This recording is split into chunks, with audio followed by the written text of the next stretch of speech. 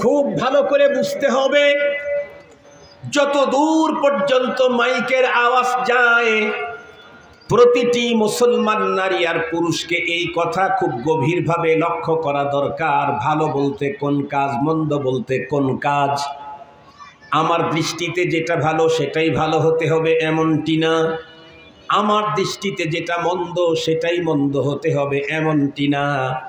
বিষয়টাকে বুঝাবার জন্য বলি, খুব ভালো করে বুঝবেন। আমাদের বন্ধুরা, আমার দেশের ভিতরে সরকারের যত আইন আছে, এই আমার দেশের আইন এবং ইন্ডিয়ার আইন কি সেম সেম হয় নাকি? অনেক বিষয় আছে ইন্ডিয়াতে বৈধ, আমার দেশে অবৈধ। কথা বলেন না কেন? অনেক বিষয় আছে আমার দেশে বৈধ, ইন্ডিয়াতে অবৈধ। অনেক বিষয় আছে আমার দেশের আইনে বন্ধুরা আমার বৈধ, কিন্তু সৌদি আরবের আইনে অবৈধ। যেই মানুষটা যেই দেশে বাস করে তাকে ওই দেশের নিয়ম মানতে হয়। সেই নিয়ম যদি না মানে তাহলে সে দেশের রাষ্ট্রপ্রধান রাষ্ট্রীয় আইন অমান্য করার কারণে তারে পানিশমেন্ট দেয়, জেলখানায় ভরে দেয়। ভালো করে বুঝবেন। তাহলে বন্ধুরা আমার দেশের সব বৈধগুলা তামাম দুনিয়াতে বৈধ হবে এমনটি না, বরং আমার দেশের অনেক বৈধ ইন্ডিয়াতে অবৈধ। সৌদি আরবের অনেক বন্ধুরা আমার বৈধ, আমার দেশের ভিতরে অবৈধ। খুব শুধু তাই নয়, বিগত 52 বছর বাংলাদেশে আমরা নিজের চোখেই যেটা দেখলাম, আপনারাও দেখেছেন, একই দেশের ভিতরে সরকার পরিবর্তন হইলেও বন্ধুরা আমার বৈধ অবৈধ পরিবর্তন হইয়া যায়। সরকার চেঞ্জ হইলেই বৈধ অবৈধ চেঞ্জ হয়ে যায়। যেমন সহজে বুঝবার জন্য বলি, বিগত সরকারের সময় হেফাজতে ইসলাম, জামাতে ইসলাম নাম শুনলেই অবৈধ। কথা বলেন না কেন? কিন্তু এই সরকারের সময় আবার ওই সরকারের নাম শুনলেই কট খাইছে। কথা বলেন না কেন? এখন হেফাজতে ইসলাম নাম শুনলে আর কোনো ঝামেলা। আপনাদেরকে বুঝাবার জন্য যদি একটা মেসাল দেই, ঝামেলা নাই তো? ভালো করে বুঝবার জন্য। হয়তো সবই তো আর বিয়ে পাস না, সবাই তো হাদিস শরীফ পড়ে আসে নাই। এই জন্য আমার কথা সবাই নেওয়ার জন্য একটা মেসাল দেই। মানুষকে দিয়ে মেসাল দিয়ে লাভ কি? আমি আমাকে দিয়েই দিই। আমি হেফাজতে ইসলাম বাংলাদেশের কেন্দ্রীয় সহকারী মহাসচিব, কিন্তু আমি এই পদের জন্য কোনোদিন লবিং, গ্রুপিং, দৌড়াদৌড়ি, এমনকি বসে থেকে দোয়াও কোনোদিন করি নাই। বড়রা আমাকে স্নেহ করেন, ভালোবাসেন, মোহাব্বত করেন নিজের সন্তানের চাইতেও বেশি। হাটহাজারী মাদ্রাসার শেখ আমাকে ডেকে নিয়ে হজরত তার খাদেমের মাধ্যমে আমারে খেলাফত দিয়েছেন। জুনাইদ বাবুনগরী রহমতুল্লাহ আলাই আমাদের 4 জনকে একসঙ্গে খেলাফত দিয়েছেন বাবুনগর মাদ্রাসায়। মামুনুল হক, আমি, আইয়ুবী আর হাসান জামিলকে। অনেক বড়রা নিজের সন্তানের চাইতেও বেশি মোহাব্বত করেন। তাই বড়রা চাইছেন যে ছেলেটাকে একটা পদ দিই। পদটা দিয়ে রাখছেন, আমি আর না করি নাই, কারণ ইসলামের নাম যেখানে আছে সেটা যদি সহি শুদ্ধ হয় আমি না করার কোনো সুযোগ নেই। ভুল ভ্রান্তি থাকলে সেখান থেকে সরে থাকতে হবে, ভুল ভ্রান্তি যদি না থাকে তাহলে তো আর সরে থাকার কোনো সুযোগ নেই। কিন্তু আমি, আপনারা বলেন, আমি কখনো হেফাজতের মিটিং মিছিলে আমাকে কখনো পাবেন না। বিগত ক্রাইসিস টাইমে ফ্রেন্ড সার্কেলের ম্যাক্সিমামগুলো যখন ভিতরে, আমরা মাত্র 2 জন বাইরে, আমি আর হাসান জামিল, আর সব মেহমানখানায় ছিল। তখন মাননীয় প্রধানমন্ত্রী শেখ হাসিনার মেহমানখানায় ছিলেন, আমরাই শুধু মেহমানখানার বাইরে। পরবর্তীতে আমরা একটু বাইরে আসতে চাইতেছি, তো তখন কিছু সংস্থার লোকের সাথে আমাদেরকে দেন দরবার করা লাগছে, কথা বলা লাগছে। একটা পর্যায়ে একটা সংস্থার অফিসে যাওয়ার পরে তারা আমাকে চ্যালেঞ্জ করল, আপনি অমুক জায়গায় মিছিলে ছিলেন, অমুক মিটিংয়ে ছিলেন, আমাদের কাছে ভিডিও ফুটেজ আছে। আমি বললাম, না, আপনাদের ভিডিও হয়তো আপনি ভুল দেখেছেন, আর না হয় ভুল বলতেছেন। বলে, না দেখেছি। আমি বললাম, না দেখেন নাই। আমি যাই নাই, দেখবেন কেমনে? আমি যাই নাই, দেখবেন কেমনে? আমি বলতেছিলাম যে আমি যে সক্রিয় মিটিং মিছিল করছি এমনটি না, বড়রা যে পদ দিয়েছেন সেই পদকে আমি মুহাব্বতের সাথে গ্রহণ করেছি, তবে আমি আমার রসুলের উপরই চলতাম এবং আমার জায়গা থেকে তাদেরকে সহযোগিতা করতাম। সেই সময় হেফাজত করি, এই অপরাধের কারণে আমার এলাকার কিছু মানুষ আমার বাড়িকে পোড়ায় দিতে চাইছে। সেই সময় অফিস আদালত কোনো জায়গায় গেলে যদি বলতো হেফাজতের নেতা, তাইলেই কিন্তু খবর। সেই হেফাজতের নেতা এখনো আছি, শুধু 24 চলে গেছে, 25 আসছে, শুধু 36শে জুলাই পার হয়েছে। এরপরেই আগে হেফাজত নাম শুনলেই প্রশাসনের লোকেরা রেডি হইতো হ্যান্ডক্যাপ দেওয়ার জন্য, এখন অফিসে গিয়া হেফাজত বললে চেয়ার থেকে দাঁড়ায় সম্মান দেওয়ার জন্য। কথা সহি না গলত? কথা সত্য না অসত্য? একই দেশে একই জিনিস, কখনো বৈধ কখনো।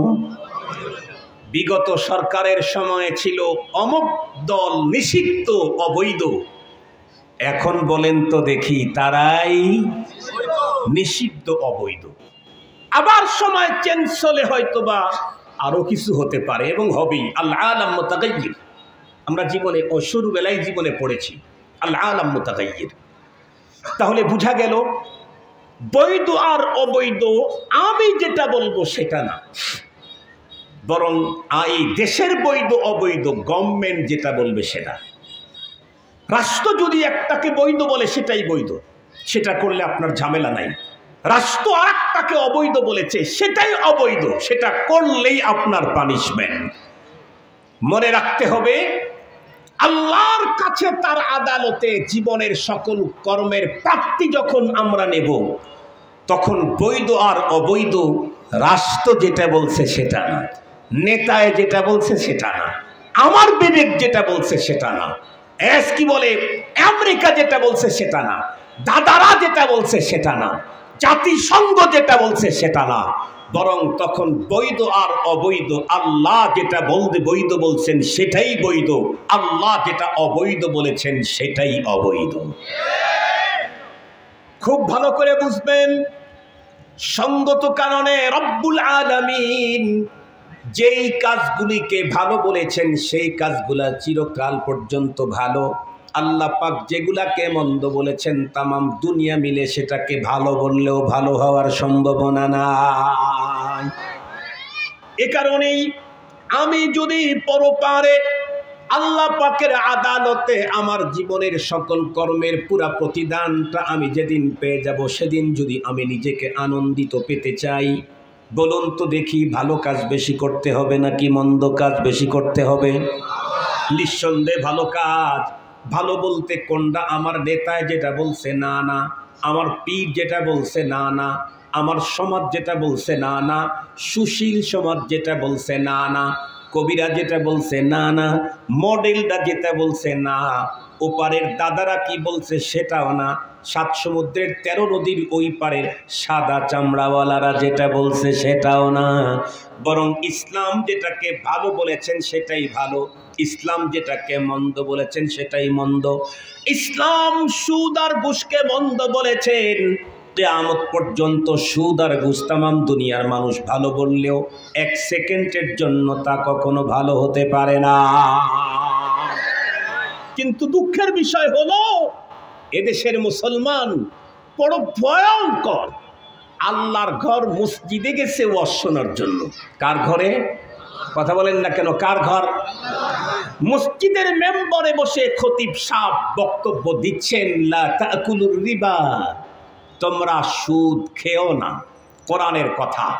আল্লাহর ঘরে বসে আল্লাহর কথা আলেম যখন বক্তব্য দেওয়া শুরু করে, সেই ঘরে অবস্থান করে সুদখোর মুসল্লি ইমামের বিরুদ্ধে অ্যাকশন নেওয়া শুরু করে।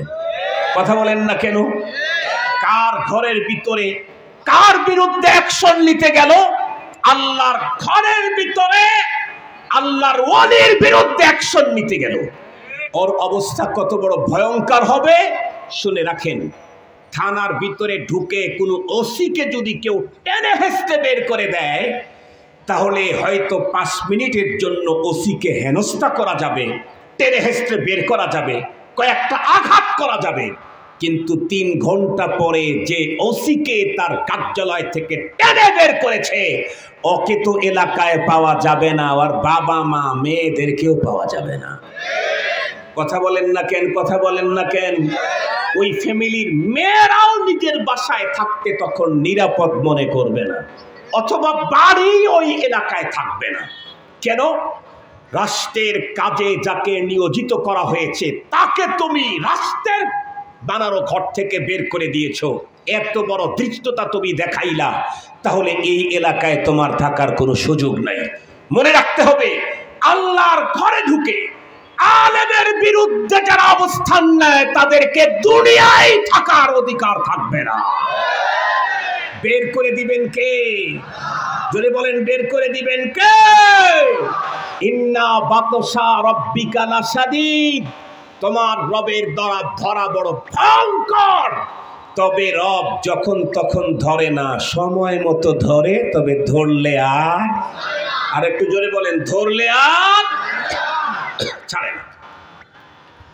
মুসলমান ভাইরা আমার খুব ভালো করে বুঝবেন, বলতেছিলাম আল্লাহ পাক কোরআনে হাকিমের সূরা আলে ইমরানের 125-185 নম্বর আয়াতে কারিমাতে 4 মেসেজ দিয়েছেন। তার ভিতরে প্রথম মেসেজ হলো পৃথিবীর প্রতিটি প্রাণীকে মৃত্যুবরণ করতে হবে। দ্বিতীয় মেসেজ হলো পরপারে আল্লাহ পাক বলেন তোমাদের প্রত্যেককে তোমাদের কৃতকর্মের পুরাপুরি পাওনা দিয়ে দেওয়া হবে। সেই দিন পরপারে আল্লাহর আদালতে যেদিন কিঞ্চিত পরিমাণ কার উপরে জুলুম করা হবে না, ফিরাউনের মতো ভয়ঙ্কর কাফেরের উপরেও যেদিন জুলুম করা হবে না, নমরুদের মতো ভয়ঙ্কর কাফেরের বিরুদ্ধেও যেদিন বন্ধুরা আমার তার উপরে কিঞ্চিত পরিমাণে জুলুম করা হবে না, আবু জেহেলের উপরেও যেদিন কিঞ্চিত পরিমাণে জুলুম করা হবে না, নমরুদের উপরেও বন্ধুরা আমার যেদিন জুলুম করা হবে না, প্রত্যেক মানুষকে তার ন্যায্য পাওনা 100 দিয়ে দেওয়া হবে। আল্লাহ পাক রব্বুল আলামিন 3 নাম্বার মেসেজে বলেন ফামান যুহজিহা আনিন নারি ওয়া উদখিলাল জান্নাতা ফাকাদ ফাজ। সেই দিন যেই ব্যক্তি আল্লাহর আদালতে তার কৃতকর্মের প্রতিফল পেয়ে অবস্থাটা এমন হবে জাহান্নাম থেকে মুক্তি পেয়ে জান্নাতে ঢুকে যাবে, আল্লাহ পাক রব্বুল আলামিন বলেন এই লোকটাই প্রকৃত সফল। আমরা কাকে সফল মনে করি? আমরা মনে করি যেই বক্তা বক্তৃতা দিতে দিতে তামাম দুনিয়ায় তার প্রচুর চাহিদা তৈরি হয়েছে, আন্তর্জাতিক বক্তা হয়েছে, উনি সফল।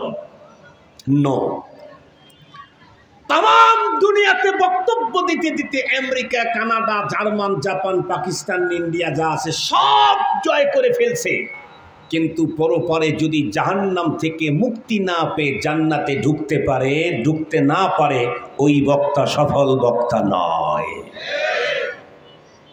খুব ভালো করে বুঝবেন, কোনো একজন কারি এমন উন্নত তিলাওয়াত করে যার তিলাওয়াতের কারণে তামাম দুনিয়া তাকে কোটি কোটি টাকা অফার করে নিয়ে যায়, আমরা মনে করি ইনি হলেন সফল কারি। না না না, প্রকৃত সফল কারি হন বন্ধুরা আমার ওই ব্যক্তি যেই ব্যক্তি পরপারে আল্লাহ পাক রব্বুল আলামিন যখন প্রতিটি মানুষের জীবনের পরিপূর্ণ পাওনা দিয়ে দিবেন, সেই দিন যেই সমস্ত মানুষগুলি জাহান্নাম থেকে মুক্তি পেয়ে আল্লাহর জান্নাতে ঢুকে যাবে তারাই হলো সফল। যেই কারি পরপারে জাহান্নাম থেকে মুক্তি পেয়ে জান্নাতে ঢুকবে সে সফল কারি। যে হাফেজে কোরআন 127 বন্ধুরা আমার রাষ্ট্রের সকল হাফেজদেরকে